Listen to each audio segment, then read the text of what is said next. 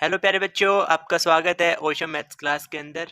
और हम डिस्कस कर रहे थे संख्याओं के बारे में। हमने लास्ट वीडियो के अंदर प्राकृत संख्या क्या होती हैं, पूर्णांक संख्याएं क्या होती हैं, पूर्ण संख्याएं क्या होती हैं, अभाज्य संख्याएं क्या होती हैं, सम संख्याएं क्या होती हैं, विषम संख्याएं क्या होती हैं, इन सभी संख्याओं के बारे में बहुत ही डिटेल से मैंने एक्सप्लेन किया था। यदि आपने उस वीडियो को नहीं देखा तो जल्दी से जाइए, उसका लिंक आपको यहाँ डिस्क्रिप्शन में एंड आई बटन में मिलने वाला है, वहां से जाके सबसे पहले आप उस वीडियो को देखिए। आज के इस वीडियो में मैं आपको एक्सप्लेन करूंगा बहुत ही सिंपल तरीके से प्रीमिय संख्याएं और अप्रीमिय संख्याएं। फिर हम इन पे बेस जितने भी इंपॉर्टेंट क्वेश्चन बनेंगे क्लास 9th के बेसिस पे वो सारे हम डिस्कस करेंगे। तो सबसे पहले हम समझ लेते हैं कि प्रीमिय संख्याएं क्या होती हैं और अप्रीमिय संख्याएं क्या होती हैं। ध्यान से समझो, बहुत ही बेसिक से मैं समझाऊंगा, हर एक स्टूडेंट को समझ में आ जाएगा। मेरा इस चैनल को बनाने का एक ही मोटिव है प्यारे बच्चों। वो क्या मोटिव है कि सभी बच्चों को free of cost basic maths strong करवाना। समझ गए? तो अगर आप अपनी बेसिक मैथ्स को स्ट्रॉन्ग करना चाहते हो, वो भी फ्री ऑफ कॉस्ट, तो आप अपने इस चैनल को सब्सक्राइब जरूर कर लो और बेल आइकन को आप जरूर प्रेस कर लेना, जिससे क्या होगा, आपका कोई भी वीडियो मिस नहीं होगा। ओके, तो हम स्टार्ट करते हैं प्रीमिय संख्याएं, रैशनल नंबर्स। तो सबसे पहले हम इसकी डेफिनेशन समझते हैं, फिर मैं इसको एक्सप्लेन करूंगा। देखो क्या लिखा है मैंने डेफिनेशन। ऐसी संख्याओं का समुच्चय, ऐसी संख्याओं का समुच्चय p बाई क्यू के रूप में निरूपित किया जा सकता है। यानी हम ऐसी संख्याओं के समुच्चय की बात कर रहे हैं जिनको हम किस रूप में लिख सकते हैं, p बटा क्यू के रूप में लिखा जा सकता है, जहां p और q कोई दो आपस में सहअभाज्य पूर्ण संख्याएं हो। ये भी बताऊंगा क्या होती है। वैसे पूर्णांक संख्याएं क्या होती है मैंने पिछले वीडियो में एक्सप्लेन किया, यहाँ पे मैं फिर से एक्सप्लेन कर दूंगा। उसे हम क्या कहते हैं, प्रीमिय संख्याओं का समुच्चय कहते हैं। देखो मैंने बहुत सारे एग्जाम्पल लिए।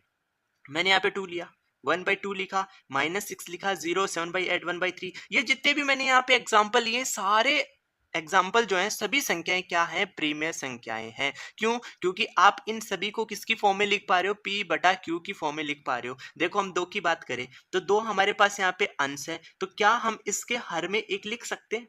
जैसे देखो 2 के डिवाइड में मैं 1 बना दूंगा, तो बन गया ना p बाई क्यू फॉर्म। ये किसका वैल्यू बन गया, p का, और ये वैल्यू किसका बन गया, q का वैल्यू बन गया, तो p बाई क्यू फॉर्म बन चुका है। और p बाई क्यू फॉर्म कहीं पे भी आप बना सकते हैं, तो उसको हम क्या कहेंगे, प्रीमिय संख्याएं बोलेंगे। यहाँ पे q का मान 0 के बराबर नहीं होना चाहिए। यहाँ पे मैं लिख देता हूँ q नॉट इक्वल टू 0। अगर यहाँ पे q का मान 0 हो जाएगा तो आप उस संख्या को प्रीमिय संख्या नहीं बोल सकते। समझ के? अब यहाँ पे देख लो, अगर यहाँ पे मैंने 0 लिया है तो कोई दिक्कत नहीं है।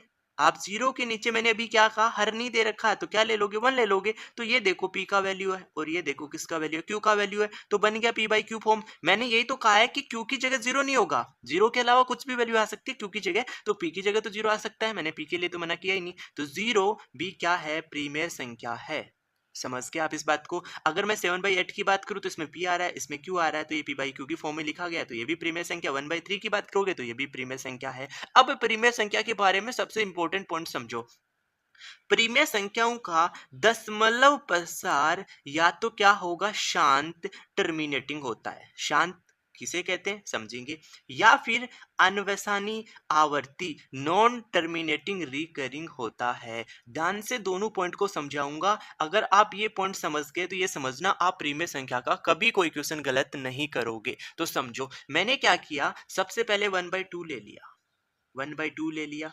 ये एक भिन्न था जो प्रीमिय संख्या है, इसको हम क्या करेंगे, दशमलव संख्या में चेंज करेंगे। तो आप जब 1 को 2 से डिवाइड करोगे तो कितना आएगा, 0.5 आएगा। कितना आएगा, 0.5 आएगा। अब देखो पॉइंट के बाद एक ही डिजिट आया, क्या इसके आगे ये डिवाइड कंटिन्यू चल रहा है, नहीं, ये यहीं पे क्या हो चुका है, शांत हो चुका है। तो इसे ही हम क्या कहेंगे, शांत दशमलव बोलेंगे। शांत दशमलव संख्या इसी को हम बोलते हैं। दशमलव के बाद कुछ अंक आने के बाद वो संख्या क्या हो जाती है, रुक जाती है, यानी उसका कंप्लीट डिवाइड हो जाता है, रिमाइंडर 0 आ जाता है, शेषफल 0 बच जाता है, तो हम उस दशमलव संख्या को क्या बोलेंगे, शांत बोलेंगे। समझ में आ गया? चलो मैं और एग्जांपल डिस्कस कर लेता हूँ। ध्यान से समझना, मैं दूसरा एग्जांपल ले रहा हूँ। चलो मैंने यहाँ पे लिया एक और एग्जांपल, 6/5।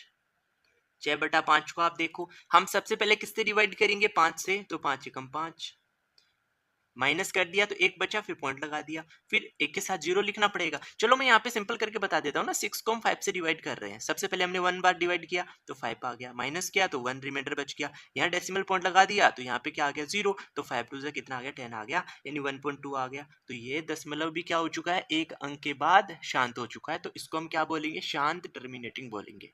समझ गए। चलो और एग्जाम्पल देख लो। अगर मैं यहाँ पे 1/8 लिख दूं तो हम 1 को 8 से डिवाइड करेंगे, करो। जब हम 1 को 8 से डिवाइड करेंगे तो नहीं कर पाएंगे क्योंकि नंबर छोटा है, तो सबसे पहले मैं पॉइंट लगा दूंगा। पॉइंट लगाते हैं यहाँ पे क्या आ जाएगा 0, तो 10 में 8 का भाग देंगे एक बार, तो 8 एकम 8 माइनस करेंगे तो कितना बचेगा, 2 बच जाएगा। अब पॉइंट लगा रखा था तो फिर से 0 लगा दूंगा, तो 8 का टेबल 2 टाइम्स बोलेंगे तो 16 आ जाएगा, माइनस करोगे तो कितना बचा, 4 बचा। पॉइंट की वजह से यहाँ पे क्या एक 0 लिख देंगे तो 40। 8 का टेबल कितनी बार बोलोगे, 5 बार, तो 8 पंजे कितना आ जाएगा, 40 आ जाएगा। तो जब हमने 1 को 8 से डिवाइड किया तो दशमलव संख्या क्या आई, 0.125 आया। तो इस दशमलव संख्या में डेसिमल पॉइंट के बाद 3 अंक आए और 3 अंकों के बाद ये डिवाइड कंप्लीट हो चुका है। इसका मतलब ये भी दशमलव संख्या कैसी है, शांत दशमलव संख्या है। या फिर क्या हो सकता है, अनवसानी आवर्ती यानी नॉन टर्मिनेटिंग रिकरिंग हो सकती है दशमलव संख्या। तो इसका भी मैं आपको एक एग्जांपल लेके बताता हूं। अब देखो मैं दूसरा एग्जांपल ले रहा हूं जिसमें मैं आपको बताऊंगा अनवसानी आवर्ती क्या होता है। तो मैंने यहाँ पे एक एग्जांपल लिया 1/3, यानी हम क्या कर रहे हैं 1 को 3 से डिवाइड करेंगे। तो चलो करता हूं मैं यहाँ पे, जब 1 को मैं 3 से डिवाइड करूंगा तो नहीं डिवाइड कर पाऊंगा, तो पहले डेसिमल पॉइंट आएगा जिसके कारण से यहाँ पे 0 आ जाएगा। अब 10 को 3 से डिवाइड करोगे तो 3 बार टेबल बोलो तो कितना आ जाएगा 9, माइनस कर दो तो 10 में से 9 माइनस करोगे तो 1 बचा, फिर डेसिमल पॉइंट की वजह से यहाँ पे 0 लिख दोगे, फिर अपन 3 बार डिवाइड कर पाएंगे, 9 आ जाएगा, माइनस करेंगे तो 1 बचा। इस प्रकार से ये भाग क्या है, कंटिन्यू चलता रहेगा, यानी हमें दशमलव प्रसार क्या मिलेगा 0.333, ये लगातार क्या होता रहेगा, चलता रहेगा। हमें यहाँ पे कुछ अंकों की या संख्या की क्या मिलेगी, पुनरावृत्ति मिलेगी, यानी वो संख्या बार बार क्या होगी, वो अंक बार बार क्या होगा, रिपीट होगा। यहाँ देख लीजिए, और उसका डिवाइड कभी खत्म नहीं होगा, यानी आपको रिमाइंडर कभी 0 नहीं मिलेगा। तो उसको हम क्या कहते हैं, अनवसानी आवर्ती कहते हैं। तो प्रीमेय संख्या में दो ही लॉजिक बनते हैं। पहला, अगर प्रीमेय संख्या होगी तो उसका प्रसार क्या हो जाएगा, शांत हो जाएगा।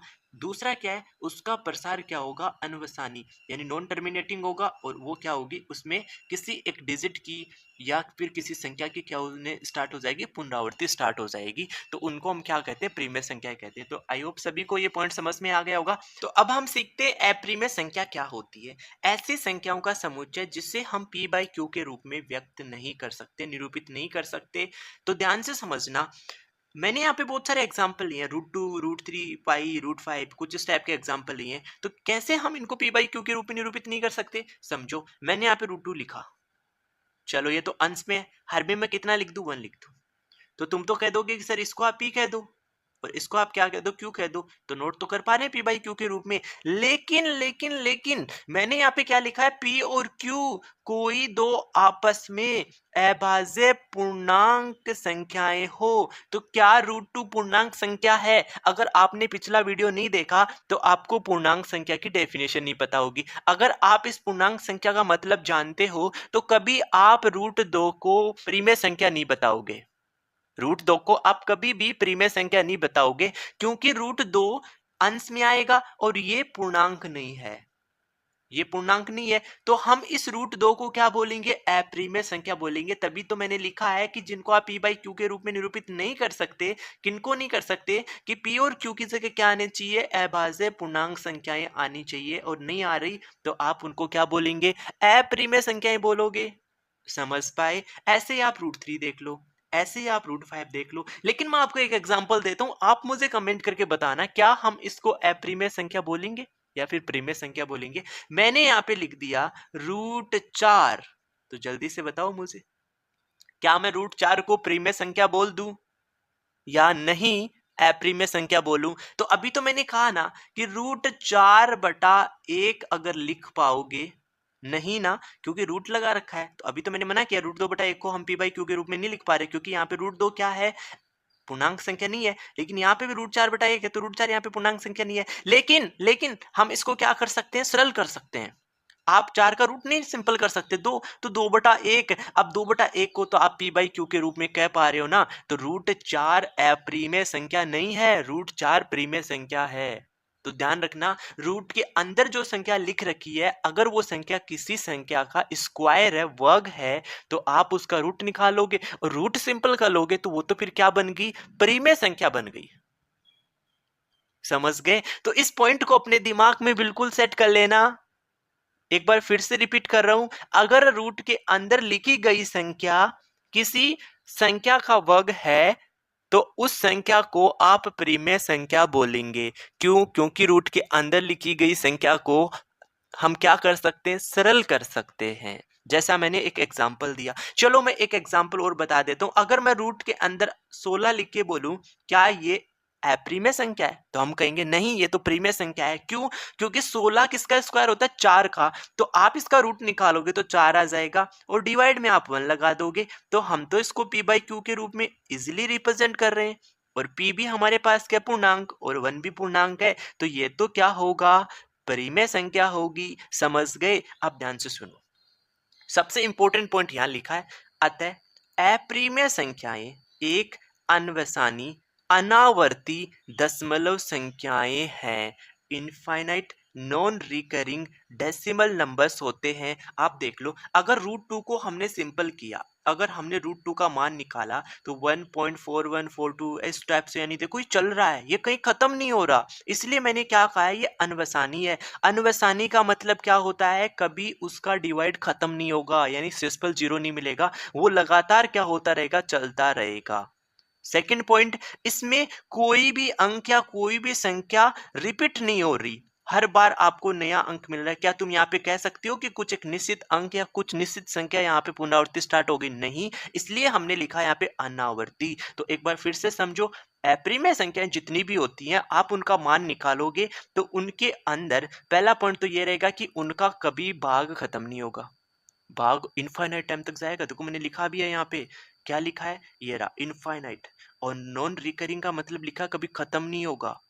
समझ में आ गया? और दूसरी बात, यहाँ पे आवर्ती भी नहीं होगी। जैसे परिमेय संख्याओं की बात करूं तो उसमें मैंने क्या कहा था, या तो दशमलव प्रसार शांत होगा या फिर अनवसानी आवर्ती का होगा। यानी अनवसानी का मतलब तो क्या था कि भाग लगातार चलता रहेगा, लेकिन वहां पे आवर्ती स्टार्ट हो जाएगी, लेकिन यहाँ पे आवर्ती स्टार्ट नहीं होगी। आप एक दूसरा एग्जाम्पल देख लो, अगर रूट 3 का मान निकाले तो 1.73205 इस टाइप से चल रहा है। क्या तुम मुझे बता सकते हो ये डिवाइड खत्म हुआ है?